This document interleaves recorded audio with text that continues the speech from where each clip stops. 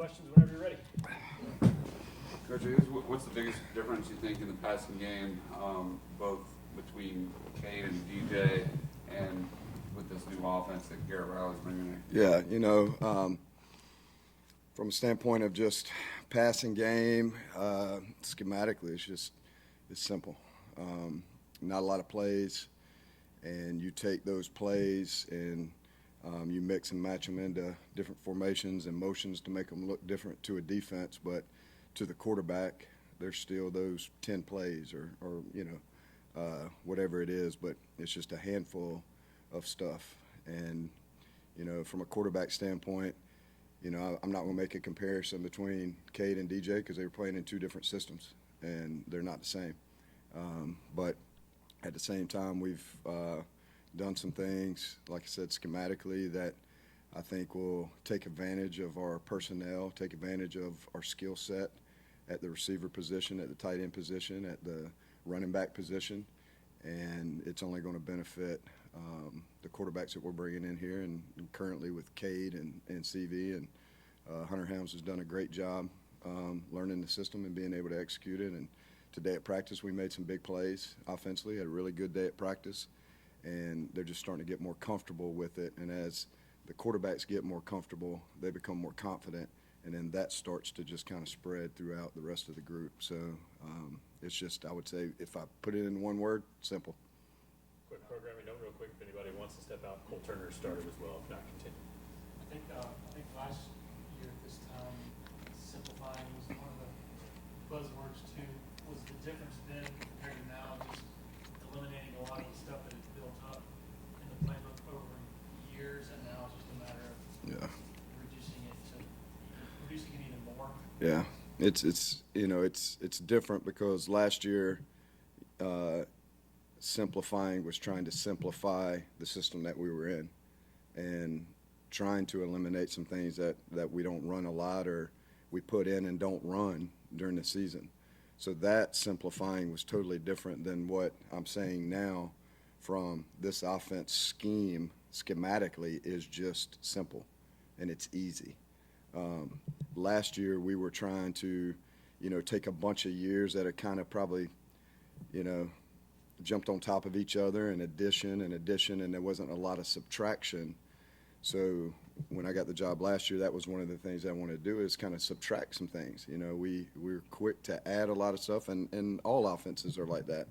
You're quick to add a lot of stuff and not really think about it. And then next thing you know, you go from, a system of this to, it's just kind of a hodgepodge of a lot of stuff. So last year when I was talking simplifying, and that's what we did as an offense, we did simplify. We took out some stuff that we didn't run a lot, or we were just practicing and repping because that's the way we had done it years before. Now it's totally different because, again, it's a totally different scheme. So when you hear the buzzword simple, it's because the scheme is simple. We're not coming in, and going, hey, we need to simplify things. It's already simplified. Now we need to go rep it. Now we need to go learn it. Now we need to be, like I said, we need to be comfortable with it, and then that comfortable will lead to confidence. And you can slowly see that happening every single day that we get more time with it, whether it's mental reps or physical reps.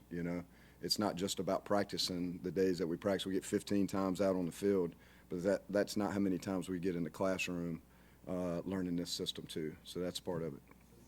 Richardson spoke about freedom for the quarterbacks and receivers and how it's freedom there. Can you just elaborate some on that? It's one of those things where, this system just kind of allows them to play,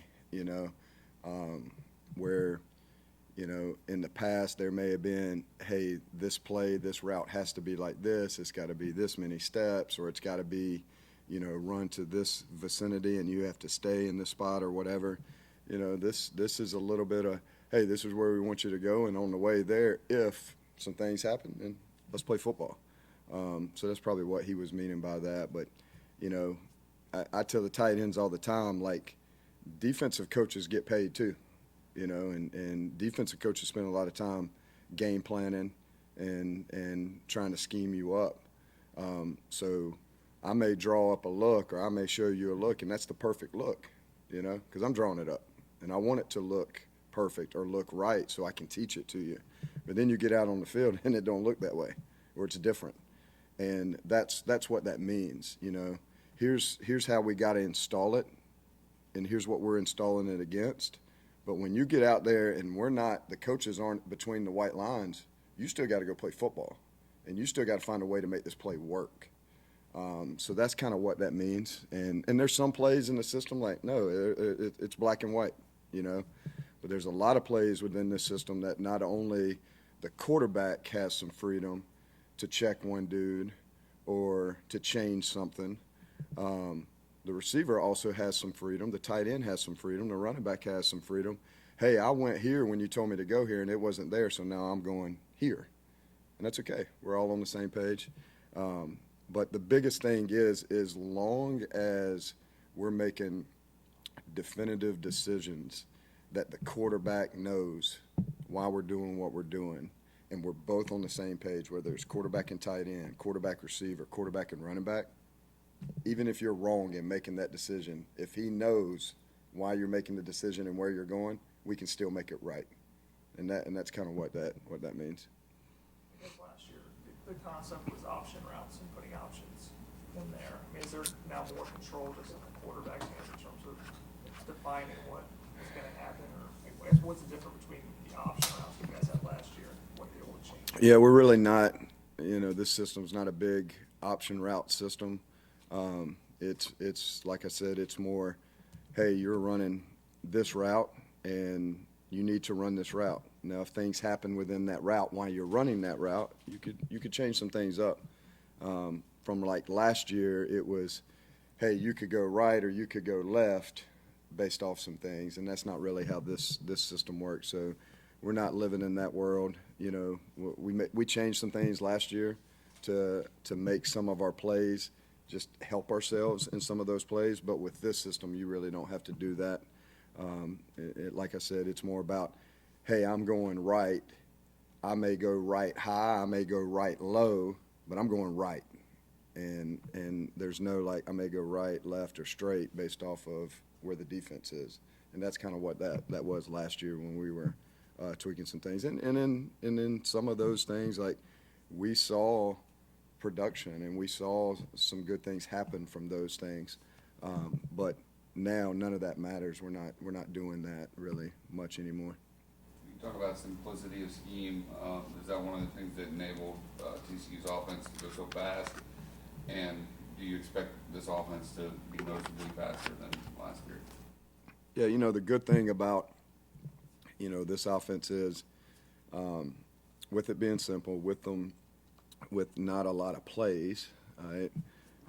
You can play faster, and one of the big reasons why you can play faster is because you're thinking faster, and the mental side of it is not slowed down. So, yeah, we'll be able to control the tempo however we want to, but the play calls get in quicker. You know, we're not, you know, in this system, the Garrett is gonna signal the play. You don't have boards and you don't have all that other stuff. In the past, in order for us to get a play going, there was a lot of stuff that had to happen and orchestrated to even get the play call in. And then from there was a ton of communication that had to happen to get the play call started. So you don't see that much in this offense. So if you want to play fast, there's opportunities to play faster because it is, like I said, it's easier, it's simple. Play calls aren't as long and as detailed. But if you want to play slow, you can play slow. You want to huddle, you want to huddle. You know, you want the quarterback to slow it down and control a little bit, you can do that too. So that's the beauty of this. You can, and there's a bunch of different TCU, Oklahoma, you know, all the teams, you know, that's really made their living in this system. They're not a breakneck speed, as fast as you can go, and you go and you look, and they're not going to be the number one, number two, number three, you know, most called plays in a game. But when they want to go fast, they can go fast, and that's a strength to this offense, and that will be something different than what you've probably seen in the past few years here. How much, if any, did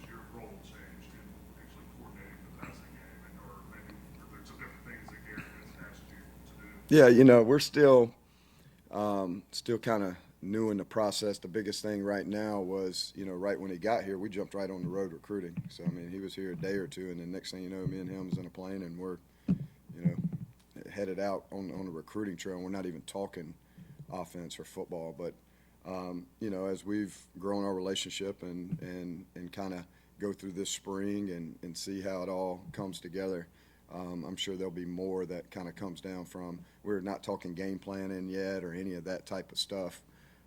For me, it's been, I've been in the system for 13 years. So, obviously the last 7 I've been out of the system, being here at Clemson. But for 13 years, this is what I ran at North Gwinnett High School, Southeastern Louisiana University, and at Northwestern High School. He knows that. He knew that coming in, and he knew my, how familiar I was with the system. So that's helped us too. Just kind of, me seeing his version of it and learning it, and that's what's been great for me. Like I said, I've been out of it for 7 years. It's kind of like you ride a bike; you never forget it, But it's been really good for me to kind of. I'm not starting from scratch, but with Garrett, I'm learning his signals. I'm learning, what he sees in certain play calls based off of what I saw, in the past of running it. So that's been really good to kind of spend some time with him on that. But, from a passing game coordinator standpoint, we're going to work together like we always do. But at the end of the day, he's the offense coordinator, and he'll call the plays, and I can't wait to be a part of it in whatever capacity, he needs me in. Jake Briningstool so far. Just where do you think you can kind of take a step forward this season? Brenny's been. I've just seen a totally different Briningstool. I told him yesterday. I am super proud of him. I've challenged him a lot since I've taken over the tight end spot, and he's such a talented player, and with that, he still has so much room to grow and how far he can go based off his potential. Again, like anything else, as we've spent more time together and our relationship has grown, he trusts me more, and he knows that I want what's best for him too. But my biggest challenge to him going into, this offseason was, hey, I need to see you take another step in maturity. I need to see you take another step in leadership, and I need to see consistency. And he has been really, really good in all 3 of those areas. With losing Luke out of the room and with losing Davis out of the room, from a leadership standpoint, that's 2 huge pieces of the puzzle. Great players, but what they did to lead this group, you can't. It's hard to replace that, and that's what I challenge Brenny with, and Sage too. Sage has done a really good job. This is the first spring where Sage has been healthy, and has been able to do some good things and be out there. So I'm excited for the whole room with this new offense. They're excited about it. I see a different look in their eyes as they come to meetings, as they come to practice. But I would say right now, we're halfway through spring. I'm very pleased with the entire group, and I'm excited to see what they're going to do with this new offense. Speaking of this offense, you go to Southeast Louisiana, you've got Hal. Southeastern. Put some respect on the Lions name, But you've got Hal Mumme, Matt Mumme, the air raid. You learn it, bring it back to South Carolina. Is that really your first experience with it? And so Yeah. obviously you brought it back. So Yeah, I was so originally when I went to meet with Hal and Matt and Gary Goff, who's the head coach at McNeese State, they were all at Southeastern, and I was at North Gwinnett High School in Georgia. And so I was there for 2 years, and the head coach I was working for there worked with Coach Mumme at Kentucky and at Southeastern. So he actually sent me down there to learn it, to bring it back to North Gwinnett so I could, we could install it at North Gwinnett. So I was at North Gwinnett with it, installed it at North Gwinnett, then went to Southeastern after that, was a part of that run, and then brought it to Northwestern. So between those three schools, it was 13 years of being in the system. But yeah, nobody was really doing it in the state of South Carolina. Obviously, Bobby was having a good run at Burns during that with spread, and they were probably the best spread team at that point. And we did it a little bit different. We did it this air raid version. But yeah, and then, it was funny. A lot of coaches in the state, I was new to the state, and now I'm bringing this, weird system, and we're going to do things a little bit different. And I got made fun of by a lot of coaches in the state. And then a couple years later, we weren't getting made fun of anymore for running what we were running. So now a lot of people running in the state, and which is cool to see. It's kind of grown, and there's a lot of air raid versions of this offense in the state of South Carolina now. So to piggyback off of that, yes, everybody ran the veer or the option or something like that as a way to try and compete. And then after you started doing that, how much did you see the proliferation of the spread 4 and 5 wide? Yeah, it's just like anything else. It was a lot of doubts, and then you start having some success with it, and then people want to start, doing it or trying to do it. The key to it is there's a lot of people that'll try to copycat it, but it's not about the plays. It's about how you practice it. You got to practice it a certain way. You got to meet a certain way. You got to have a mentality a certain way to get out there and do the thing as a coach, do some of the things that you're going to do. So, I saw a lot of people come through Northwestern when I was there, and we were open doors just like we are here, and show you whatever you want, teach you whatever you want. But very few, if any, would walk out of there and fully commit to it. And that's the thing. You have to 100% commit to this system and how it's run, practiced, the whole nine. And Coach Swinney's done that. It hasn't been a situation where, and I knew that when Garrett was coming and bringing it, I knew that, hey, you can't go half and half, you can't be 75-25, and you can't piece together what the best part of what Garrett does to the best part of what Clemson did in the past or whatever. It's got to be 100%. And Coach has done an awesome job with that. Just, hey, you got the keys. This is why I brought you here. Teach it to these guys, and let's go. And let's get our confidence back, and let's get our swagger back. And it's just been fun to see the kids respond. They're having fun, and they're just kind of not, like I said earlier, it's just a lot easier and more simple where they're not bogged down in a lot of details, and they can just go play football. That's why they came here. They came here to get a great education from Clemson. They came here to play football, and they came here to play football at a high level. And for most of these kids, they watched a lot of dudes out there make a lot of plays offensively that looked a lot of fun, and they wanted to be a part of that. And I think that's where we're going. I think that's where we're headed back to. Just need a little change, and that's what we got. And change is tough, but change can be really, really good too. So I don't know if Dapper told you personally. You got a text. Garrett Riley's coming here. Just what were your initial thoughts? This is my wheelhouse now. Yeah, I was excited. I think somebody quoted me as pig in mud. I've heard that a couple times. Geez, I shouldn't have said that. I keep getting gifts of pigs rolling around in mud from people, and I don't remember saying it, but I said it. Yeah, so now I get gifts of pigs in mud, and I'm like, what in the world does that mean? And then they tell me whatever. So I was very excited. I had sat here, obviously being in it for 13 years, and then being here. I always watched, for years, I would always at the end of the season go, I just love to study offenses and what makes offenses tick, and not just ours or air raid or whatever. So you always look at like the top 5, top 10 offenses in the country, and they all had basically the same MO. They didn't run a lot of plays, but they were great at a handful of stuff. And when you looked at the top offenses in the country, year in, year out, it was two things that stood out.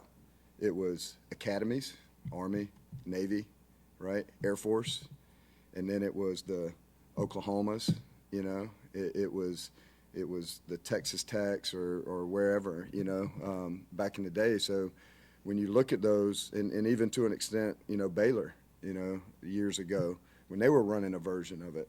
So, you know, I always envision, man, with the players that we have here, if we could run a version of this system, like, we could shoot up to that, you know.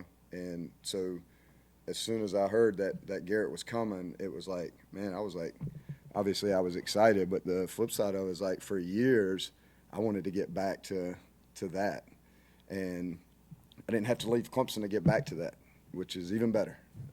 So for me, I mean, I can't say, and I'd heard a lot of great, me and Garrett both were like, you know, I know his brother, you know, over the years, but me and Garrett both was like, when he first got here, he was like, I think I've met you somewhere. I think we've come across each other somewhere, but he couldn't get past, I guess because I had the beard, it didn't connect. So one day he's in my office and my business card, you know, obviously I'm you know, clean shaven in my business card, and he's like, I knew I'd met you somewhere before. And it was when he was at East Carolina, and I would go up there to see Lincoln and talk ball, and he was up there. So anyway, it's been good to just, you know, grow a relationship with him. And like I said, I'm super fired up that we get to do this at Clemson, and we get to see this offense at Clemson with the talent that we got. How does Garrett's version of the air raid compare to what you were in? And if there's some new elements that you've had to learn? Almost identical. Not much difference.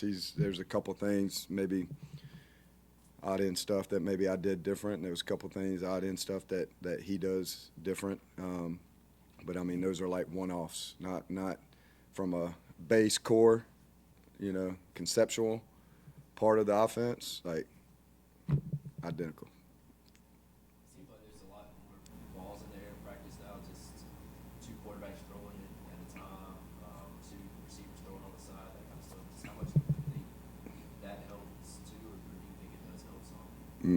All right, so we got, I don't know if you're taping this, but we got to rewind the tape, all right? Remember what I said, you got to practice it a certain way, right? So none of that stuff is foreign to me, because in 2003, when I was down in Louisiana learning this offense, southeastern Louisiana, all right? Get your coordinates right, all right? When I was learning the offense, that's what I was told, 2003. You got to practice a certain way, and those are certain ways that you got to practice it. You know, quarterbacks got to throw balls, and they got to throw to the guys that's going to catch them, receivers, running backs, tight ends. And there should be no wasted rep. Nobody should be standing around when we could have 5 balls flying. Let's go. And I did some of that on, you know, y'all would probably see my pre-practice a little bit last year, and in between drills, I did a lot of that with the tight ends. You know, that was the group that I could control and handle, and that's what we did. We did some of the pre-practice drills that we do now. We did those it was just on a smaller scale with tight ends, but you know, you got to believe in a lot of stuff, and the practice and the way you practice and that part that you're seeing, that's it. You got to do that. And if you don't, you're going to be just average with the scheme. So that's why you see that. To the average fan or whoever, what's the most obvious way this offense is going to look different? Like, what are they going to see? It's like, oh, that's how it's different. I mean, every offense, I mean, to the average fan, you know, they just want to see people making plays, you know. And to me, I think you put in this offense, you put players in better positions to make plays. So, I mean, there's some plays that are in this scheme that we've run for 7 and 8 years and 9, and, you know, all the way back to Chad. But just overall, with it being easier, not as much, and now you can spend more time formation up people, motion up people, change the look for the defense. It just puts players in better space to make plays. So I would say that would be the biggest thing. You'll probably see, I know we're going to throw the ball downfield more than in the past. There's a lot of crossing routes and, you know, intermediate in the middle, in between the hashes that are part of the concept. So you'll see probably more balls in that 10 to 15 yard area in the middle of the field. So you'll see some things like that maybe stand out. But at the end of the day, it's about putting our best players in position to make plays. And it's just easier to do that when you're not kind of locked in a box of this play has to be this, it has to be these people on the field, and they're stuck where they are. That's not really how this is. This play may be that, and we may do this, and this, and move this guy around in 3-4 different positions 3 different times, but it's still this play. So the quarterback don't care where they're all at. He just knows what? This play. Does that make sense? So it allows somebody like Antonio, all right? Like, we go into a week and we go, how can we get tone on their worst DB without changing the offense? How can we get Brenny on their worst interior defender without changing the play? So that's probably what you'll see a little bit more of. And then obviously you're going the receivers are going to, the outside receivers are going to stay on their sides. We're not going to be moving all over the place. That'll probably be one of the biggest things that you'll see a big difference. The average fan, you won't see a lot of people running around to get lined up. We'll get lined up quick, and then from there we can either run the play quick or we can just run it at a normal tempo, but we'll be able to get lined up quicker and not just kind of be all over the place, kind of herky-jerky to even get lined up to start the play. And that will probably be, now I'm thinking about it, that'll be probably one of the bigger things that you'll see. And I also think you'll be able to take advantage of Maffa and Shipley and those guys. So here's what's going to happen. With being able to spread people out and being able to attack more downfield, even in some of the screen game, what's going to happen is you're going to lighten up that box, because the threat, not necessarily what the percentages are, but the threat of you being able to throw the football at a high level is going to loosen that box up, because they got to come out and defend. And now you're going to get Phil, you're going to get Shipley, you're going to get them on 5-man boxes or really loose boxes just from the threat of the pass. I used to kid around at you know, when I was at Northwestern, I never called the offense air raid. Like, I didn't get called, like, a name doesn't mean anything. It's about what you execute and what you do. But, you know, a lot of the media would be like, man, air raid, so that means what? We're going to throw it all over the place. They come to practice and see routes on air and see 5 quarterbacks throwing 5 balls for 10 minutes, and it's like, man, that dude never runs the ball, you know? Well, I would never correct him. And I would never say, hey, you need to check the percentage of run versus pass. I didn't tell them that. I wanted them to write the articles that said I throw it all over the place, because that defensive coordinator next week is reading your article saying, man, that dude never runs the ball. Well, great. Don't defend the run then. And next thing you know, you got a 4-man box, 5-man box, and here we are, Gash City in the run game. So, you know, don't get it twisted that just because we throw a lot of balls at practice right now, we putting Maffa and Shipley on the shelf. No, this benefits them just as much as it benefits anybody else on our offensive side. You're using some smoke screens right now for all those defensive coordinators out there. It is what it is. They don't read y'all's articles. Did you think that was an issue the last couple of years, that some people just didn't respect the passing game? So say that just didn't think the line was more crowded, the box was more crowded than usual? I mean, you know, we didn't complete some balls that we needed to complete to probably loosen them up a little bit, but I mean, I don't think we went into games and said, man, they don't, you know, respect the passing game at all, and, you know, but with this version of a system, it's easier to loosen them up, probably versus what we did in the past. And with a guy like, you know, we've talked about Brenny, With a guy like Brenny, you know, is his strength going to be more in the box or matchup problems out in space? Well, let's you know, we're not to say that we're not going to use him in the box, but we'll probably use him more in space than we have in the past, just because the system's a little bit different. So then that benefits him, but it also benefits the run game. You don't need that extra blocker in there sometimes because the threat of him being out here, it's like Kelsey with Kansas City. You know, you better go out there and defend him if he's out there. I don't care if he's got TE beside his name as tight end. And then what happens? You get some, even at that level, you get some looser boxes. But at the same time, Brenny and Sage and whoever it is has got to come back in the box and be physical enough to help us in the run game too, because we're not going away from that either. So we're going to be fine. I think Cade ran a version of this, I guess at Westlake.